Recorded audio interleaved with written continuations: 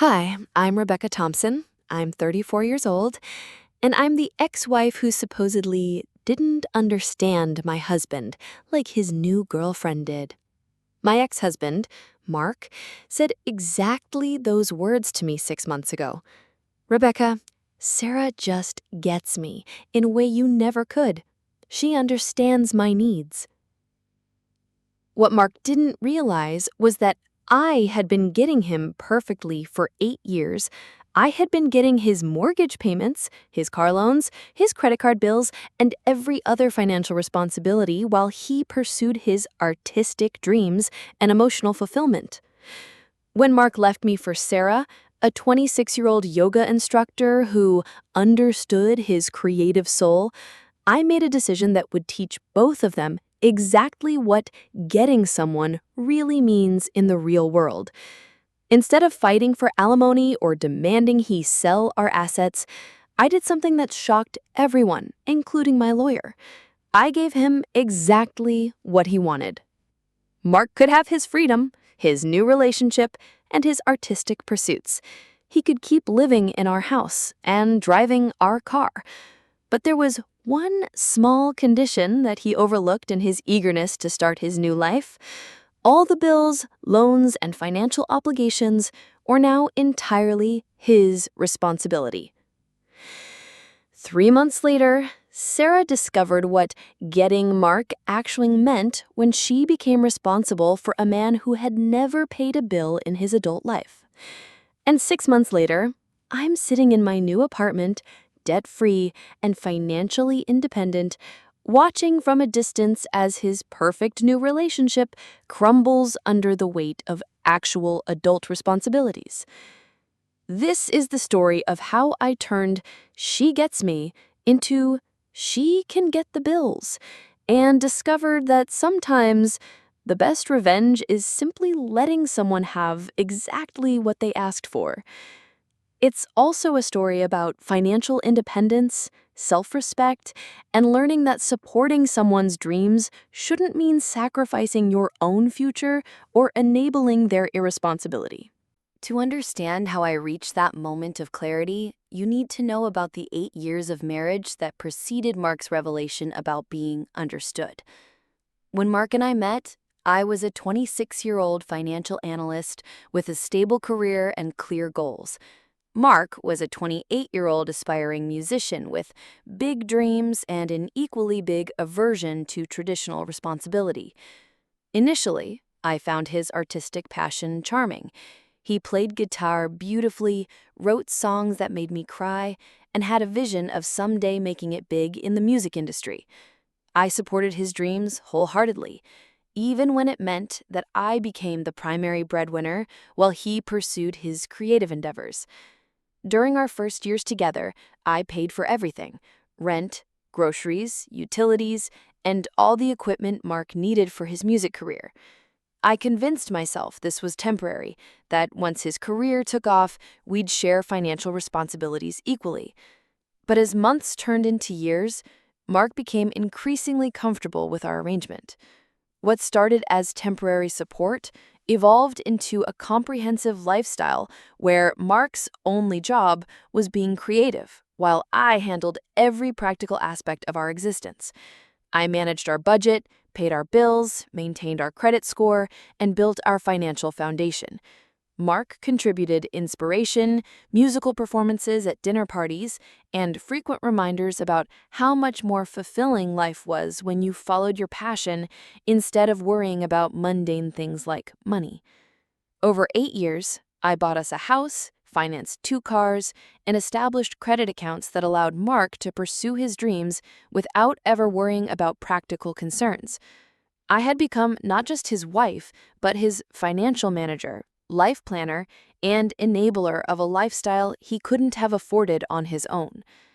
Looking back, I realize I had inadvertently created a situation where Mark never had to grow up financially, which ultimately stunted his development as both a partner and an adult.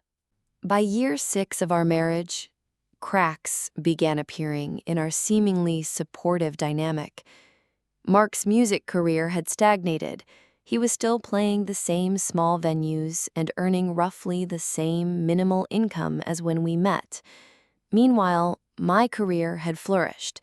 I had been promoted twice, earned professional certifications, and was managing significant portfolios for my company. The disparity in our professional growth created tension that Mark expressed through increasingly frequent complaints about feeling unappreciated and misunderstood. According to Mark, I had become too focused on practical concerns and had lost sight of what truly mattered in life: emotional connection, artistic expression, and spiritual fulfillment. "You used to support my dreams," he would say during our arguments. "Now all you care about is bills and budgets and 5-year plans. You've become so materialistic." These accusations stung because they ignored the reality of our situation. I wasn't materialistic, I was responsible. Someone had to worry about our mortgage, our health insurance, and our retirement savings, while Mark worried about chord progressions and finding his authentic artistic voice. The most frustrating part was Mark's complete disconnection from the financial realities that enabled his lifestyle. He had no idea how much our mortgage cost, what interest rate we paid on our car loans, or how much I contributed monthly to his retirement account. His ignorance wasn't blissful innocence, it was willful avoidance of responsibilities that he found beneath him. When I tried to involve him in financial planning or asked him to contribute more practically to our household, Mark accused me of trying to crush his spirit and force him into a conventional lifestyle that would destroy his creativity. These conversations always ended the same way, with Mark feeling misunderstood and me feeling like the villain for wanting basic adult partnership in managing our shared life. Sarah appeared in Mark's life through the local music scene. She was a regular at the coffee shop where he performed weekly acoustic sets. At 26, she was 8 years younger than me and embodied everything Mark felt was missing in our relationship. She was spontaneous, spiritually minded, and completely unencumbered by practical concerns like career advancement or financial planning. Mark began talking about Sarah months before anything romantic happened between them. "There's this woman at my gigs who really gets my music," he would tell me. "She understands what I'm trying to express artistically.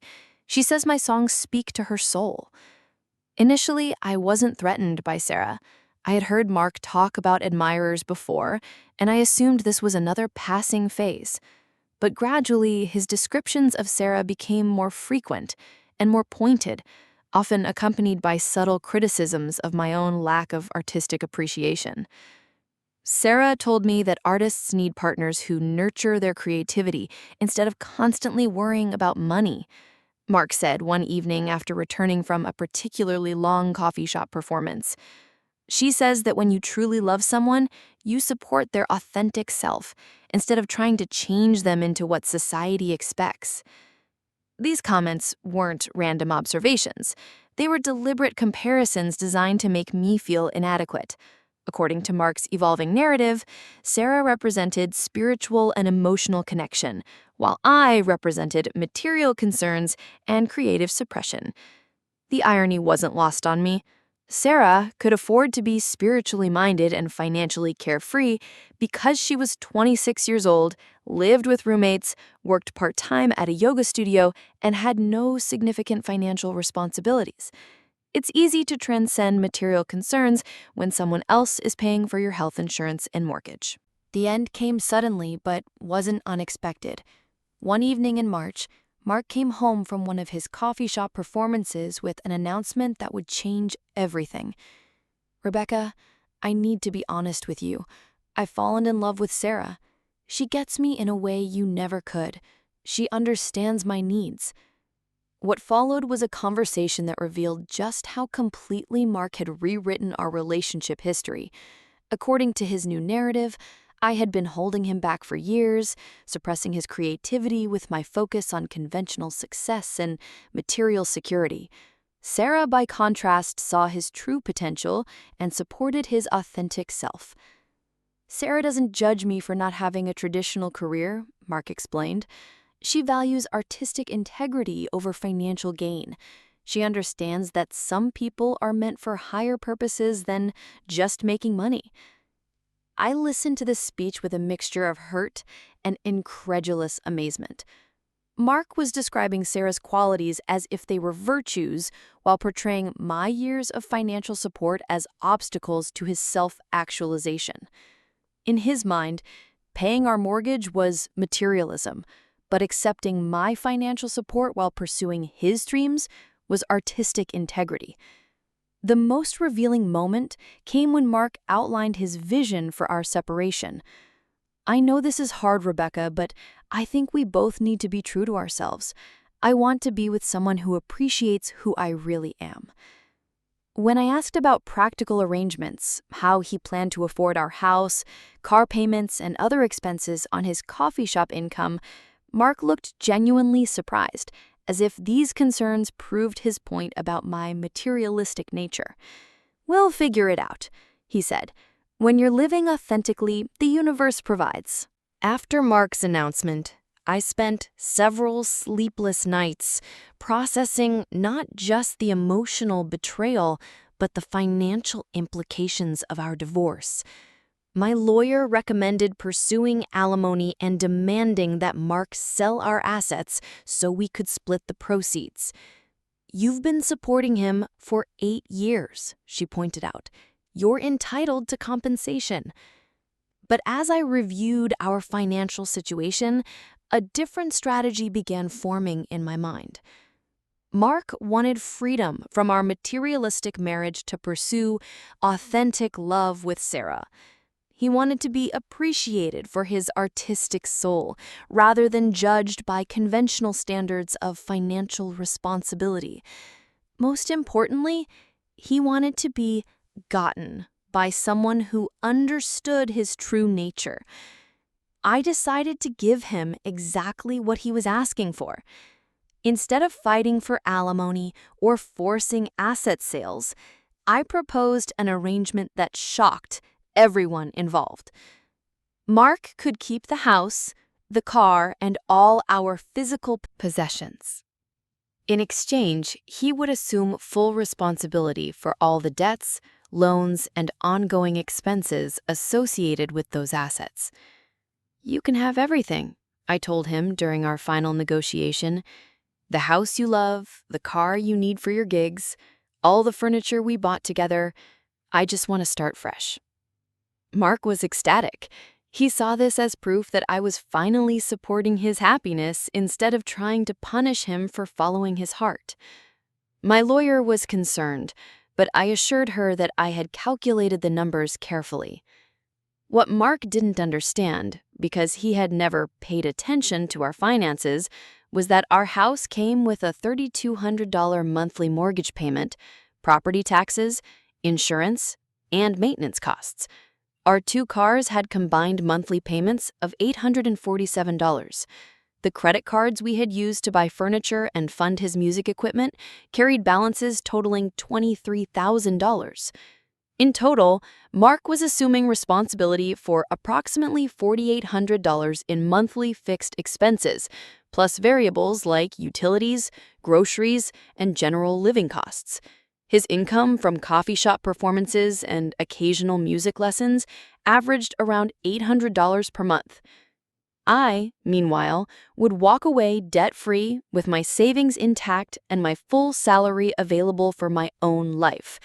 It was the most generous settlement I could have asked for. Generous to myself. 3 months after our divorce was finalized, the reality of getting Mark began hitting Sarah in ways she hadn't anticipated. I learned about their struggles through mutual friends who found the situation both tragic and amusing. Sarah's first shock came when she moved in with Mark and discovered that the house she had admired during their romantic courtship came with financial obligations she had never considered. The mortgage payment alone exceeded her monthly income from the yoga studio, and that was before accounting for utilities, insurance, and the constant maintenance issues that home ownership brings. Her second shock was discovering that Mark had no idea how to manage any of these responsibilities. He had never paid a bill, balanced a checkbook, or dealt with a creditor. When their electricity was shut off for non-payment, Mark called me asking for advice on how to get it restored, as if I were still his personal financial manager. "I don't understand why everything is so expensive," Sarah complained to a mutual friend. "Mark never told me that owning a house costs this much. I thought we would just live there." Within 6 months, they were drowning in debt. Sarah had maxed out her credit cards trying to keep up with expenses that Mark couldn't cover. She had taken a second job waitressing at nights, which left her exhausted and resentful. The spontaneous, spiritually minded woman who had gotten Mark's artistic soul was now working 70-hour weeks just to keep their utilities connected. The final irony came when Sarah started pressuring Mark to get a regular job with steady income. "I don't care about artistic integrity anymore," she told him during an argument that was overheard by neighbors. "I care about paying rent and having food in the refrigerator." Mark, faced with the choice between preserving his artistic purity and losing his relationship with the woman who got him, reluctantly took a job at a local music store. But by then, the damage was done.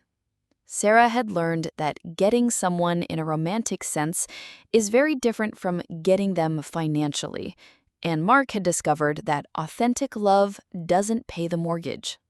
As for me, I'm thriving in my debt-free apartment, building my own authentic life without supporting anyone else's dreams. Sometimes the universe does provide, especially when you're smart enough to let someone else learn that lesson the hard way. 1 year after our divorce, I've gained perspective on what this experience taught me about relationships, financial boundaries, and self-respect. The most important lesson wasn't about Mark or Sarah. It was about recognizing the difference between supporting someone's dreams and enabling their irresponsibility. For 8 years, I convinced myself that love meant sacrificing my own financial security to fund Mark's artistic pursuits. I believed that questioning his contributions or expecting reciprocity made me materialistic and unsupportive. In reality, I was preventing him from developing essential life skills and creating an unsustainable dynamic that bred resentment on both sides. True partnership requires mutual respect and shared responsibility. When one person consistently provides financial security while the other provides only emotional fulfillment, the relationship becomes transactional rather than reciprocal.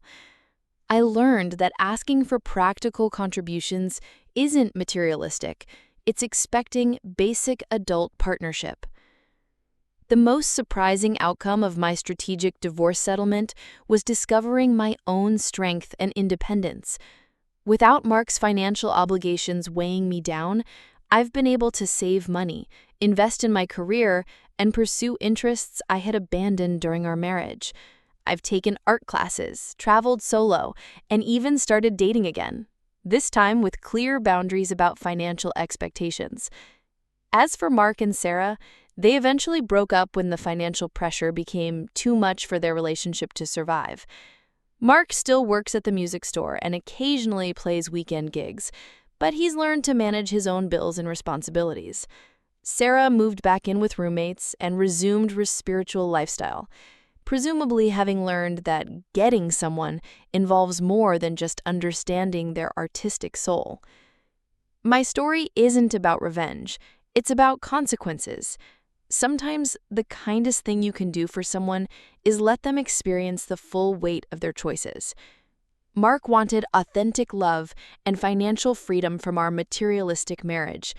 I simply gave him the opportunity to discover what those things actually cost. 2 years after our divorce, I received an unexpected phone call from Mark. His voice sounded different, humbler, more grounded than I remembered. Rebecca, I know I don't deserve to ask, but could we meet for coffee? I need to apologize properly, and I have something important to tell you. Curiosity got the better of me, so I agreed to meet at a neutral location downtown. When Mark arrived, I barely recognized him. Gone was the carefree artist who had prioritized his image over responsibility. Instead, I saw a man who looked genuinely mature for the first time since I'd known him. I've been in therapy, he began, without preamble. Not couples therapy or anything related to relationships, but individual therapy to understand why I made the choices I did. My therapist helped me realize that I wasn't just irresponsible with money, I was irresponsible with people's hearts and lives. Mark explained that losing Sarah had forced him to confront uncomfortable truths about himself. I blamed you for not understanding me, but the truth is, I never tried to understand you. I never appreciated that you were working 60-hour weeks to pay for a lifestyle I couldn't afford. I never acknowledged that your materialism was actually love expressed through sacrifice. He paused, looking directly at me for the first time during our conversation. I want to thank you for the divorce settlement. At the time, I thought you were being generous because you felt guilty about not supporting my dreams. Now I understand that you were giving me exactly what I needed to learn how to be an adult. Mark had brought copies of canceled checks and bank statements, showing me that he had been making every payment on time for 18 months. I wanted you to see that I finally learned what you tried to teach me for 8 years. I can take care of myself now. As we parted ways that afternoon, I felt a sense of closure I hadn't expected. Mark's apology couldn't undo the past, but it validated my decision to let him face the consequences of his choices rather than enabling his irresponsibility forever. Walking back to my car, I reflected on how dramatically our roles had reversed. The woman Mark once accused of being materialistic and unsupportive had become financially independent and emotionally free. Meanwhile, the man who claimed I didn't understand his artistic soul had learned that understanding someone means respecting their contributions and sharing life's burdens equally. Sometimes the most profound lessons come not from what we're taught, but from what we're forced to learn when our safety nets are removed. Mark's growth proved that my unconventional divorce strategy had been an unexpected gift to both of us. If this story shocked you, just wait for what's next. Leave a comment, share it with someone who needs to hear this, and of course, subscribe and hit the bell so you don't miss a single notification.